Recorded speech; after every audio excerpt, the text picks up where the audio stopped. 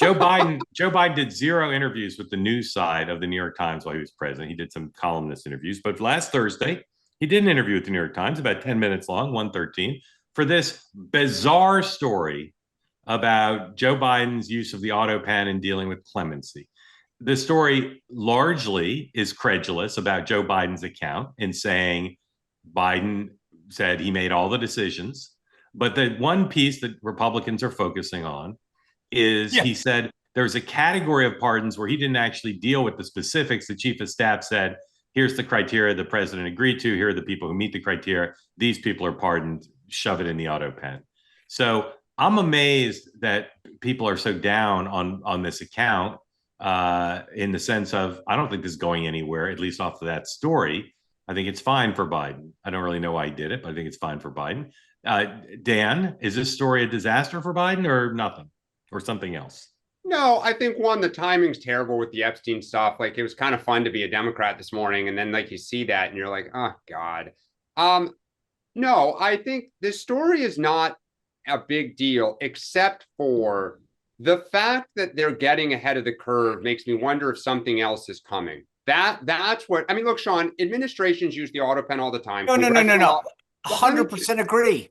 Yes. Yeah, congressional offices use the Autopen all the time. But Dan, don't you think the president's supposed to decide on each individual pardon? No, well, hold on a sec. The fact they have a paper trail actually gave me some comfort. They clearly knew this could be a problem, and so they created a paper trail that, it sounds like, again, if the story is true, they have all the emails saying for this, on the more controversial stuff, specific people, hey, he spoke about this person and this person. So again, it's all verbal. But just answer my question. Is it okay for the president to say anyone who's left-handed and over 6 feet tall should be pardoned? Go to it. Shouldn't he be signing off on individual pardons?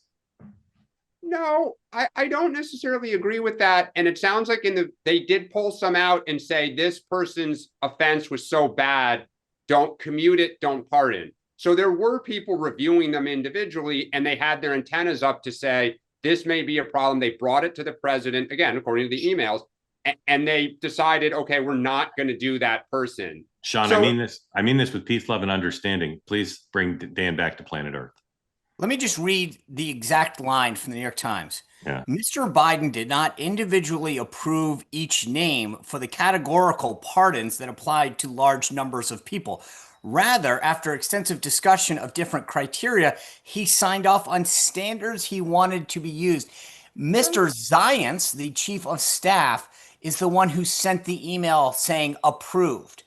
That's not what the law, the Constitution gives the president the power to pardon, not Jeff Zients. And the idea that he delegated it. He delegated it.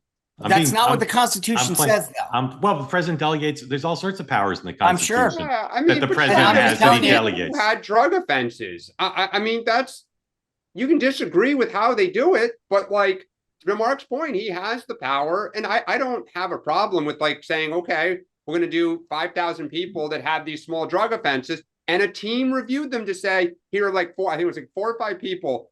You know what? These are not good parties. Dan, if Trump did that, you'd be screaming. Also, look, here's the one thing I think if in the context of a situation that is rich, that is super rich. In the context of a situation where you have a president of the United States who are now continuing to question his cognitive and physical abilities to uphold the office, and is now admitting that, yeah, I just kind of let the chief of staff make those decisions. I have a feeling. So here's what I learned in my hearing that the Senate Judiciary held. It's going to take somebody at some point to challenge a pardon, right? There has to be a means by which you almost have to have standing, go to court and say, okay, I don't think that Mark Halperin should have gotten that. I'm charging him with a crime. And then you litigate the validity of the pardon. But at some point, I have a feeling that this is going to come further. And Republicans, if they were smart today, we talked about this moment, just if we are politically speaking, then this is an opportunity today to turn the page and to say, all right, let's put the screws on these guys. But hold on. I want to flag. Why are they doing this? Because they want to go after the people on the January 6th committee that Biden pardoned because they want revenge. So if we're going to talk about the pardon process, and Trump this whole thing is about revenge, which is a horrific precedent that he's setting. He wants to go target them all. Want more great clips like that? I've got an idea. Hit the subscribe button, be part of the two-way community, never miss a clip, and you can always watch our full episodes, join them live, go to twoway.tv.